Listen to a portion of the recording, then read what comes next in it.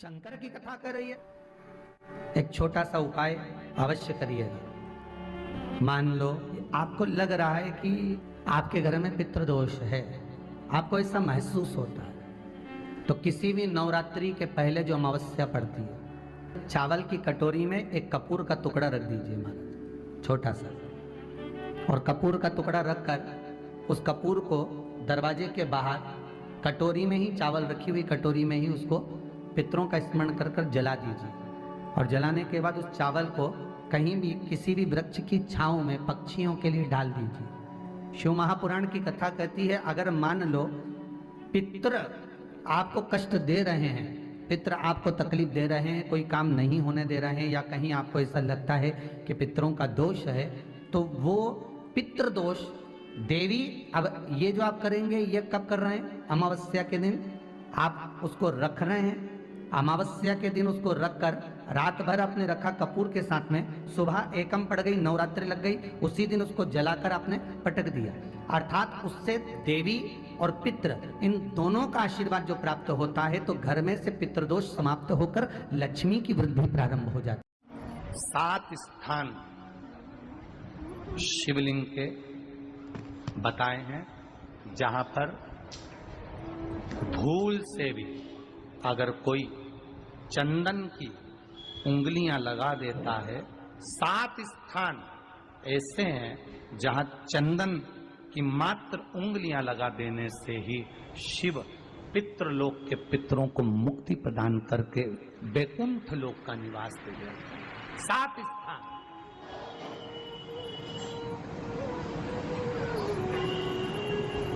और वो 7 स्थान जो चंदन के बताए गए हैं, पहला भगवान देवाधिदेव महादेव के शिवलिंग पर चंदन का लेपन। समझ लेना जरा बहुत अच्छे से। आपको लगता है स्वप्न में कोई मुर्दे दिख रहे हैं, या कोई जल रहा है, या कोई मर रहा है, या कोई चला गया है, ऐसा भय लगता है। बच्चों को मानी भेजूंगी ऐसा हो जाएगा, पति को मानी भेजूंगी ऐसा हो जाएगा, कोई हमारे कोई गलत तो नहीं कर रहा है, आपको लगता है। 7 स्थान चंदन के बताएं हमारे। पहला शिवलिंग, दूसरा जहां गणेश जी का स्थान है, मालूम है ना सबको? जम के बोलो जरा, मालूम है ना सबको?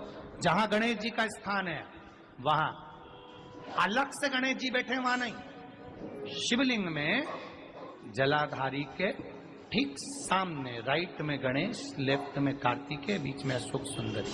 तो पहला चंदन बाबा के शिवलिंग पर, दूसरा गणेश जी पर चंदन की उंगली, तीसरा षडानंद कार्तिकेय पर चंदन की उंगली, चौथा अशोक सुंदरी पर चंदन की उंगली, पांचवा जलाधारी पर चंदन की उंगली, छठा जो शिवलिंग का जल बह रहा है इसके ठीक विपरीत की ओर चंदन की उंगली, और 7वां चंदन नंदी के मस्तक के ऊपर जो 2 सींग लगे रहते हैं उस पर चंदन की उंगली।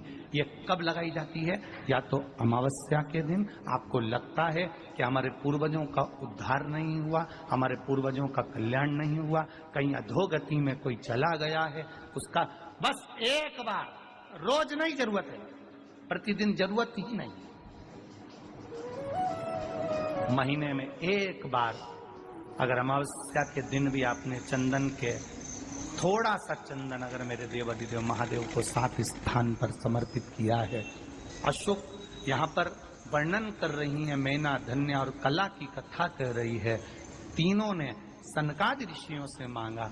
चंदन भगवान को अति प्रिय होता है, और चंदन ही एक ऐसा होता है जो पितरों को भी प्रिय होता है, जिसका स्पर्श मात्र लगने से पूर्वजों का कल्याण हो जाता है, वो चंदन का। अमावस्या के दिन प्रदोष काल में, प्रदोष के समय पर, प्रदोष काल में शाम के समय पर जाकर किसी भी नदी, तालाब, बावड़ी, कुआं, कहीं ना कहीं जो आपके पास में हो, वहां पर एक घी का दिया, बत्ती का मुंह दक्षिण की ओर कर कर अवश्य जला कर जाना। सारे पितृदोष समाप्त हो जाएगा, सारा पितृदोष समाप्त। अमावस्या के दिन किसी भी जलाशय के पास में, नदी, तालाब, बावड़ी, कुआं, जो आपके शहर में, आपके गांव में, आपके नगर में हो, वहां जाकर लगा दे। अगर नदी, तालाब, बावड़ी, कुआं नहीं है तो पीपल का वृक्ष हो या बेलपत्री का वृक्ष हो या बट का वृक्ष हो, उसके नीचे लगा दो प्रदोष काल में।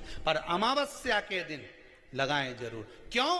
क्योंकि अमावस्या के दिन पितृ शाम के समय प्रदोष काल में शंकर भगवान का नाम जाप कर कर नदी, तालाब, बावड़ी पर पानी पीने जाते हैं। वहां से जल का आचमन कर कर पितृ अपने लोक को चले जाते हैं प्रदोष काल के समय पर। इसलिए प्रदोष काल में जलाशय के पास में, बावड़ी, कुआं, नदी, तालाब के किनारे पर दिया लगाया जाता है दक्षिण की ओर मुख कर कर बत्ती का।